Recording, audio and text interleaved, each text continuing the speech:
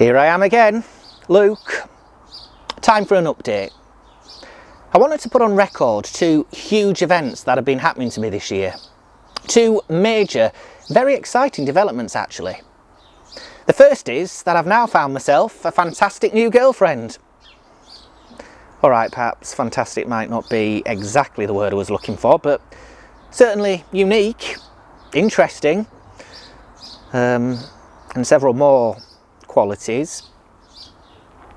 Anyway, that's the first thing. I'll talk more about that in a minute. The second thing is, I've been given the task of writing a play. You may or may not know that I'm very much a creative type. I act in, direct, stage manage and produce plays. Amateur plays, but quality stuff, no rubbish. Our group, Tightrope Productions, puts on shows here at the Theatre Royal. It's a top venue and they have gigs by big name stars. Singers, magicians, tap dancers, puppet shows, all sorts. Plus the mega event, which is the annual drama festival. So, after years of negotiations, persistent nagging actually, Frank, our company director, decided to give me the writing gig for the next play to compete in the 2021 festival. It's been very encouraging. Don't cock it up, lad. We've got to win this time. So how great is that? Then something awful happened. Now, for anyone who doesn't know, writer's block is a curse. The brain seizes up. You desperately want something to happen, only it doesn't. But it's only creative people like me who get it. It doesn't happen to ordinary people like you. We have a mental block when we're trying to come up with an idea, and the more you try to think of something, the more you just go blank. Pressure only makes it worse. No rush, but I want a completed script by the beginning of December so I can set work to it, alright? It's like knitting fog or trapping a rainbow in a net. You get the idea. The set and the props down, and of course we've got to organise all the rehearsals and everything, you know, so, and you know what a nightmare that is. Actually, Jim Walker was supposed to write this next one, but he had a freak accident with a corned beef tin, so it was me instead. I was very keen to do it, up until the whole writer's block thing. Panic just sort of set in. I had no new ideas. I was committed though. I mean, my honour was at stake. My name was in the frame as the saviour of our drama group, but nothing. So anyway, on the new girlfriend front, let me explain. A few months ago, I decided to join a few online dating sites. Well, 17 actually. But my theory was that everyone has someone special out there and she could be anywhere. So casting the net far and wide was the way to go. This time, I wanted to find my ideal match. I mean, I have had girlfriends before in the past, but let's just say things haven't always gone perfectly to plan.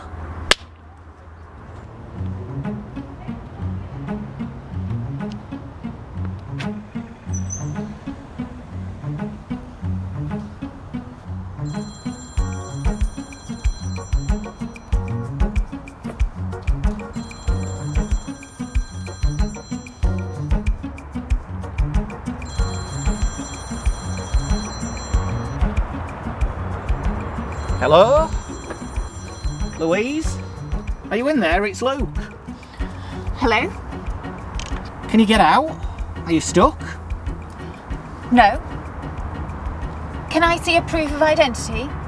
Have you a driver's license or a passport? I can't be too careful, so I have to check you are who you say you are.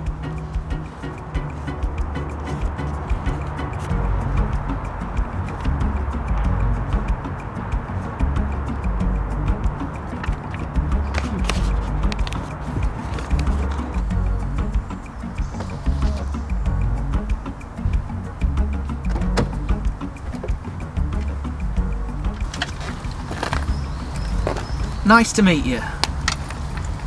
Hi. So, do you want to sit down?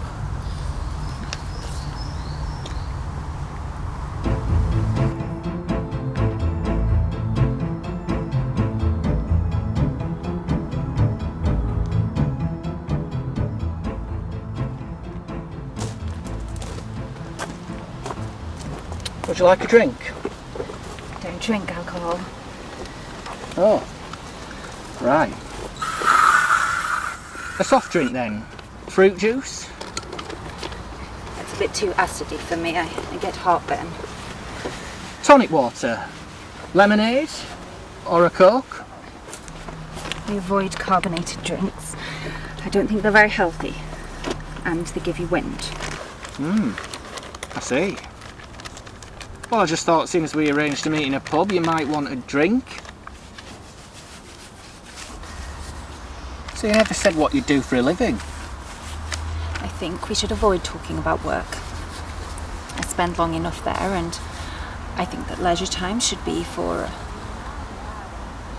For leisure?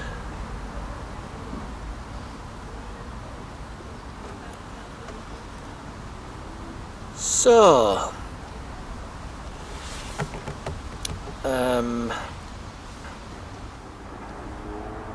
Right.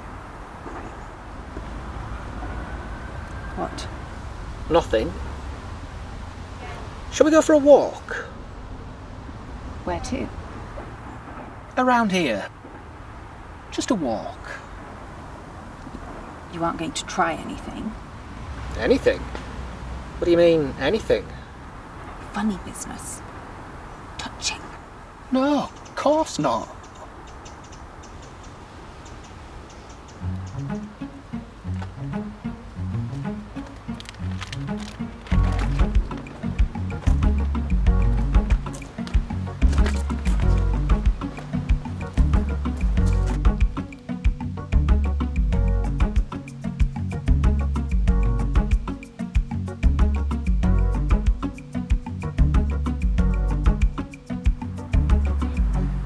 Do you have any hobbies? No, not really. Oh. Do you like music? I don't have time for music. Right. Are you into any sports? Not in the slightest. Sport is pointless. Right. I like jokes. Can I tell you a joke? If you have to, but I won't laugh. Right, so there's this man and he's got like a pet giraffe and he walks it into a bar. Would they allow that? I don't know, it's a joke. So anyway, this man with his pet giraffe, he walks into a bar and then all of a sudden he starts to feel really tired, so the giraffe, it takes a lie down on the floor and the barman says, "You can't have that lion there." And the man says, "It's not a lion, it's a giraffe." You get it? It's like how you say lion but not lion. See what I mean? Oh, I see. Yeah. So it has to be said that things got off to a slow start. Some lads might have been put off, but not me. I don't give up easily. Then I mentioned the new play. I'm really busy at the moment. I have to write a play for my amateur theatre group. It's a big responsibility actually. This is going to be our entry for the annual drama festival. Drama festival? Well, yes, Frank. He's our theatre director. He asked me, well actually no, he begged me to write the next original play for him. And so I agreed to help them out and do it. I mean, I didn't want to let Frank down. He's been really good to me lately. And, well, he didn't know what to do.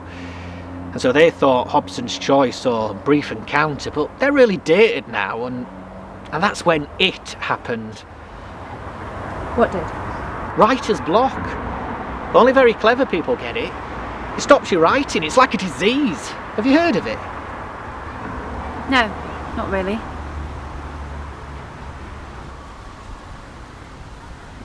It's going to be dark soon. I don't stay out in the dark. I think I should get back home.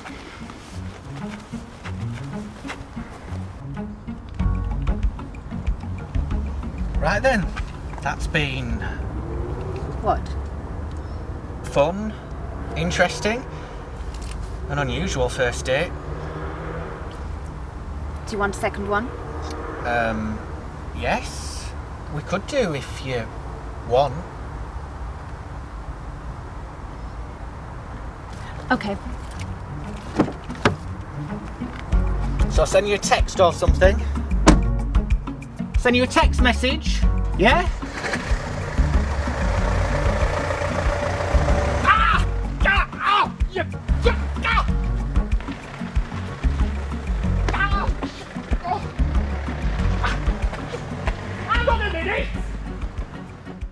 I can't say it was the most exciting of first dates, but there was a spark. I don't know what she thought of me. I wondered if she was trying to control some suppressed passion. But it gave me the initiative to write. I decided to turn this date into my play. And that was it. Inspiration. Naturally, I did have to change things a bit. I wanted to add extra interesting moments. Hi, I'm Louise. But call me anytime. That's a joke. Oh, I see. Would you like a drink? Oh, vodka and lime. But plenty of vodka. So, what do you do then? Something exciting, I'll bet. No, I work in a supermarket. On security then, eh? Looking out for shoplifters. Do you chase them out of the store and wrestle them to the ground? No, I'm stacking shelves mostly. Reordering, checking sell-by dates, that sort of thing. Well, you must have some fascinating hobbies then. Skydiving, or potholing, doing judo, or hunting, or shooting. Well, someone so dynamic must have some secrets. Well, actually, I am involved with the local drama group.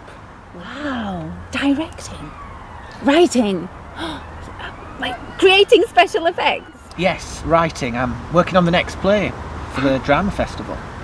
Wow, fantastic. That sounds brilliant.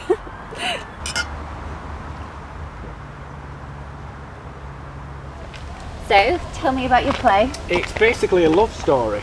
A couple meet on a blind date. And one of them is a serial killer. Oh, but which one? It's the girl, isn't it?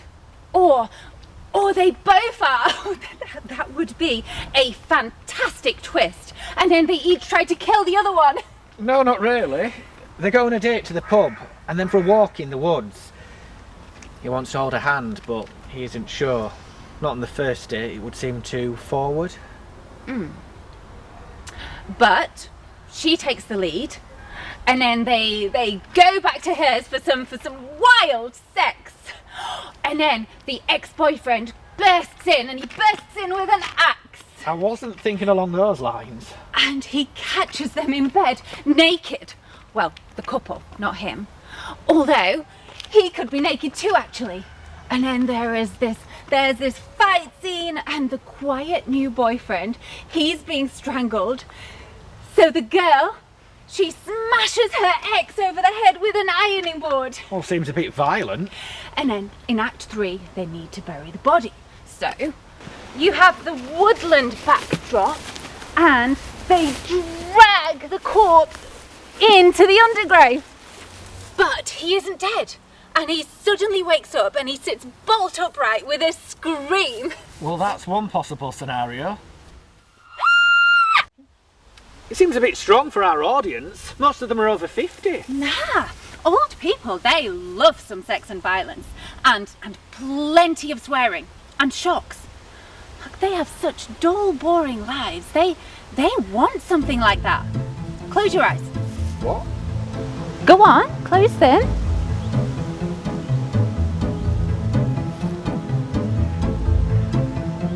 Ah! Jesus Christ, what was that? Excitement, action, thrills, grab your audience. Wow, you're hot. So yeah, the date did inspire me. The writer's block seemed to have gone and I was teeming with new ideas. But I couldn't use the real blind date as it actually happened. I did have to tweak a few things to spice things up. So I set to work on it for 3 whole weeks and submitted it to Frank to see what he thought. Come in, lad. Take a seat. So what did you think then, Mr. Musgrove? Frank, lad. Call me Frank. Everyone calls me Frank. Frank? Well, I must admit, I was very surprised. I didn't think you could do it. I mean, as you know, you've pestered me for what, the last 2.5 years to write a play for the Society. And despite my better judgment, I thought, no, Frank, don't dismiss the lad. Let him have a go. He might come up with some new ideas. I mean, you have to encourage the up-and-coming talent these days. You know, us old soldiers, well, we can't go on forever. I thought, maybe, but he doesn't look it, that he's inspired, bursting with imagination. He could have a new insight to the creativity of the new age. I was of the opinion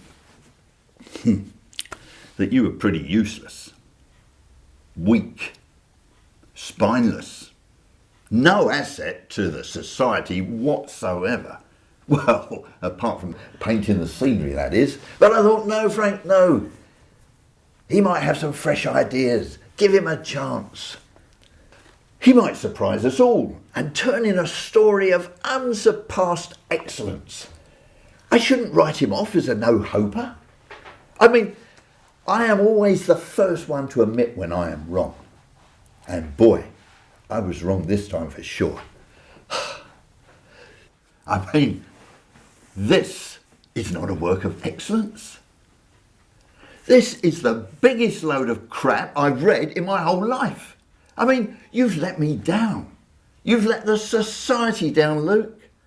You've let us all down. And now, we haven't got time to create another play. I mean, it's back to Hobson's Choice now for the festival. Oh, just get out. Get out. So there you have it. A total disaster. Should I have gone for the softer option with my play instead of the violent and raunchy version? Frank emailed me later on to say that I could have killed some old ladies with the shock. Or even worse, we could have been sued. I don't think that was likely to happen. Not very likely anyway. So, there you have it. Who are you talking to? Oh, just updating my blog. But it wasn't all wasted. Louise read the script and liked it a lot. Our relationship has come on quite a bit since that first date. I feel very optimistic that we might have something special here. Stop wasting time on that. I have far more interesting ideas of what we can do instead.